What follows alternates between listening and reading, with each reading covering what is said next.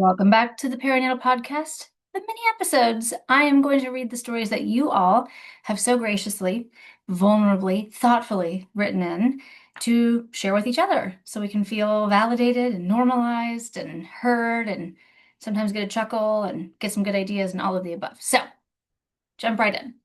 It wasn't even 9 a.m., and I'd already driven back to school once because someone forgot their water bottle. I was annoyed. Not in a mad at the kid way, just tired of how these tiny things stack up and derail the whole morning rhythm.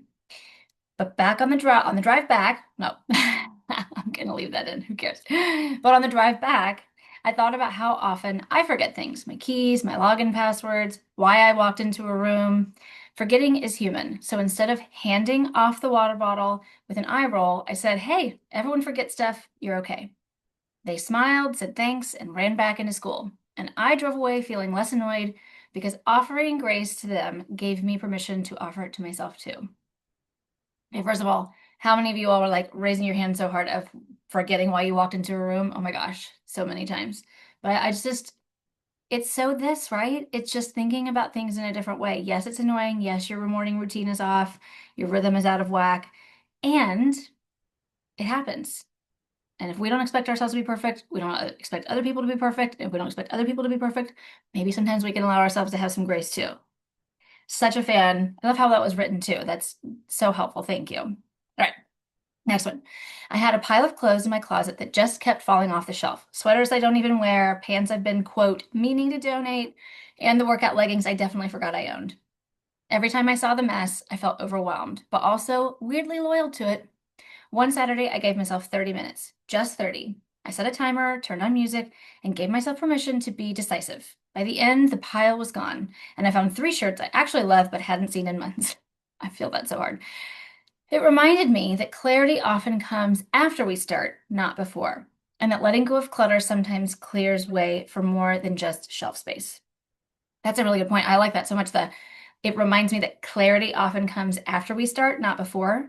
We talk about action before motivation a lot because sometimes it's like, oh, I'm just waiting for myself to get inspired to do X task, whatever it is.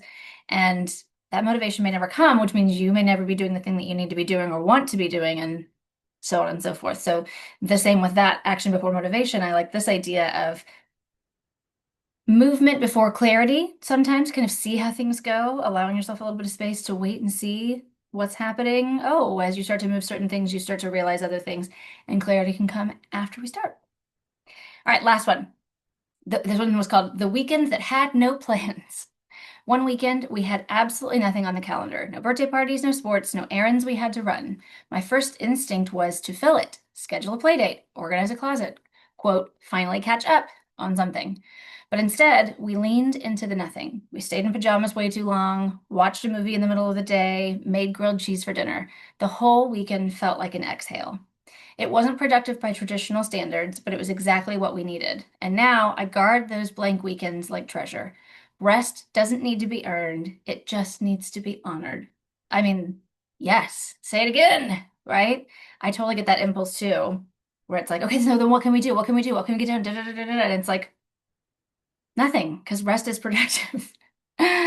So that's a really great one too. Thank you again to everyone for sharing. I really appreciate you all logging in, listening to the mini episodes. I appreciate every single one of you who's written in. Please keep the stories coming. I love hearing from each and every one of you. Please email me, Meg at megdukelcsw.com. You can certainly send me a DM on Instagram, Amplify Wellness with Meg. I love to hear from you all, and it's so great to hear your stories and get to share that with everybody else. If you have a second, please go pop over and either share this episode with somebody that you love or you think would be able to benefit from it. Give us a little 5-star review if you've got the time, maybe even a sentence or two of a review. It helps us so much with the algorithm. And as much as I hate having to ask you all to do that, I do know that it helps us to keep the podcast going, and I appreciate every single one of you. Until next week, be curious, not judgmental, and we'll see you back on the Perinatal Podcast.